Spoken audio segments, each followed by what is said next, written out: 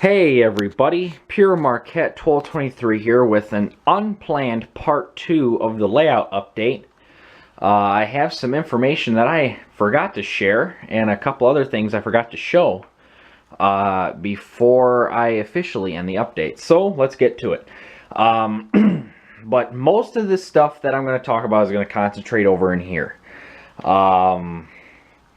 I talked about what everything that was going to happen over in the rest of the layout and yada yada yada, but I forgot to talk about this gigantic space over here in the corner, the last spot on the layout that will probably be finished. And I have been thinking about what to do with this spot on the layout, and I was thinking about possibly cutting into my track about here or so, right up into maybe here, I don't know.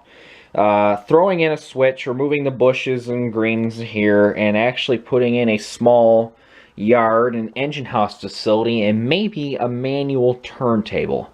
Not 100% sure. It's very far down the road, but this part of the layout obviously is the current focus. But that is what I have planned for this part of the layout. I'm kind of starting to look ahead, and I'm actually pursuing a small 2-stall engine house to put with my layout. It would need a little bit of work to get up to par, but it apparently was a very expensive kit to begin with, and I think would actually accent the layout very well.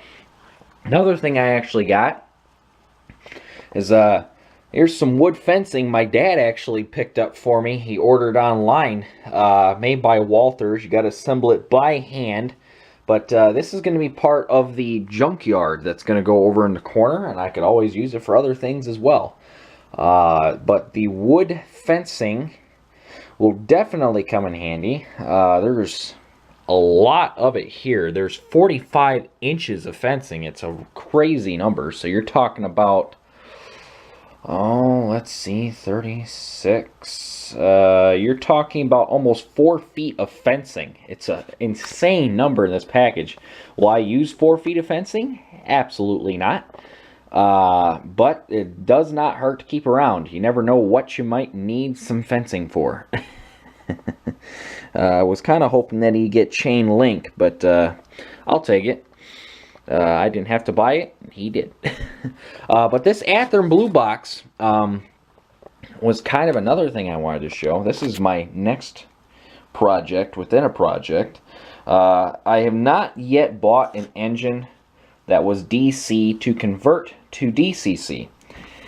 And what is in this box is what I'm going to do. Now, it's not an Athearn locomotive. It is in an Athearn box, because that is commonly what people like to do, is take something out, and eventually if they lose a box, they'll probably have an extra Athearn box and they'll throw it in there. That's what I seem to see happen quite a bit. But what's in the box? Well, something you don't see every day. That is an SW1, and it also happens to be a model of PM number 11, the only surviving PM diesel, and it just happens to be operational and in very good condition over at the B&O Railway Museum, which is kind of odd because some of their stuff is in pretty rough shape. But on the other hand, some of their stuff is in very good shape, like the PM number 11, which was a victim in the 03 roundhouse collapse, when the roof gave out under several feet of very heavy wet snow. But this is an older Walthers model. It is bare bones stock DC. As a matter of fact, I haven't even ran it yet because I have yet to set up just a temporary track to test it. It doesn't even have headlights that function on it. It does need some minor cosmetic upgrades. I have a guy that is possibly willing to do it for me. But PM number 11 looks really sharp. I was thinking about asking him to clear coat it to take and make the black a little more richer, have a little more luster, maybe look museum quality. It is lacking a bell, however, that can easily come out and the bell can be installed. The headlight lenses have a yellowish tint to them, especially the rear one. The lights are hollow. They do need to be wired up. Whole DCC and soundboard needs to be put into this thing. I would also like to see, you know, a couple other things. I think silver journal boxes would actually be kind of neat on this locomotive. So, but it is a little heavy bugger. Like I said, it is a Walthers. I don't know if you can see that well. Probably not, but it does say there. It's zoomed in a little bit. Walthers made in China is what it says. Naturally, but it honestly looks like it's never even been ran, which to me is extraordinary. I feel like I got a good deal for it. I got it in part of some trade for the Sudecapod that I traded back to the guy I bought it from, and this is one of the things I got along with most of the rolling stock you see over there. But I'd like to get this PM number 11 functional. Maybe get the number boards functioning, get a bell on there. Has a horn, which my other engine doesn't right now. Funny, I know. In fact, smokestack, you could actually, if you had enough room, you could probably put a smoke unit in it. It looks good. It's in the black paint scheme that they got shortly after delivery.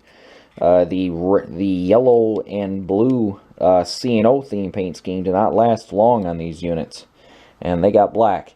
As a matter of fact, I believe later on this locomotive did wear Chessie paint for a little while, and actually had a distinction of being one of the oldest operating diesel locomotives in regular freight service, and was retired in the 80s. The real engine, later on, this is how the engine would have looked bone stock from the factory in terms of its current configuration. I'm trying to clear my throat.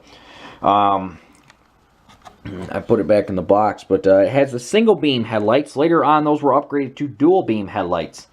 Those headlights were on the engine until the 03 roundhouse collapse, and when the B&O Railway Museum took the time and restored this engine very meticulously back to its original configuration. And it is now donning single beam headlights once again. It is not used for excursion service. It is commonly used to move cars around the museum and whatnot. I have not seen any video of this engine functioning, but I have seen pictures of it where it has been moved around, so I know it does not just sit in one place, which is good. But this engine, I believe, could pull quite a bit. It does have one of the older Walthers drivetrains in it, which I believe actually makes it a little bit more cumbersome. They do tend to fail. I'm going to open it up here. If I can do it with one hand. If not, I might have to use two. I'm going to have to use two. Let me set you down here. Use two hands. These are the older Walthers models, have one-piece shells on them. Even though I think this one's slowly starting to come apart. Yeah, it is. I hope that doesn't come back to. I hope it doesn't come back to me. This is all that's in the shell. No detailing in the cab whatsoever. Plastic windows that are all intact. There's the hole through the stack. You can see in the lights. Maybe you can see that hole right there. There's a similar one in the cab you can't see as well. But those are the holes for the headlights. Here's the motor assembly. Motor and drivetrain assembly. So you can see it's very, very clean. These Walthers drivetrains apparently have a pretty good tendency to fail. However, the newer Walthers SW1s, the motor and drivetrain assemblies apparently fit in these without a problem because they are built on the same platform. And those will also come with sound and DCC. But since this thing is already done up for PM, might as well just see if we can bring number 11 to life. I've only seen one or two other PM diesel models. I actually owned one for about a week when I got rid of it to get the C&O mic that way back when. I owned one briefly, and I also own one of the C&O BL2s, which were ordered by the PM, and of course delivered in C&O paint scheme. Other than that, I've only seen another diesel that a buddy actually owns. It's one of their NW2s that they owned, number 52, I believe. And somebody heavily modified this thing in order to get it to work. But it looks and sounds absolutely fantastic. I can't wait to see it next to this. And he actually also has a model of number 11 that he's been wanting to get done. So hopefully I can get this one done before he does. Or else we're going to be competing for spots on the roster for PM number 11. So, but this is part 2 of the layout update. And like I said in the first video, I hope to have more updates in the future. And we'll definitely keep you guys posted on the Buck Creek Central. And if my grades stay good and if I keep on top of my schoolwork, we could have more work done on this layout faster than most might think. So, in the meantime, this is all I have for you for now from the Buck Creek Central.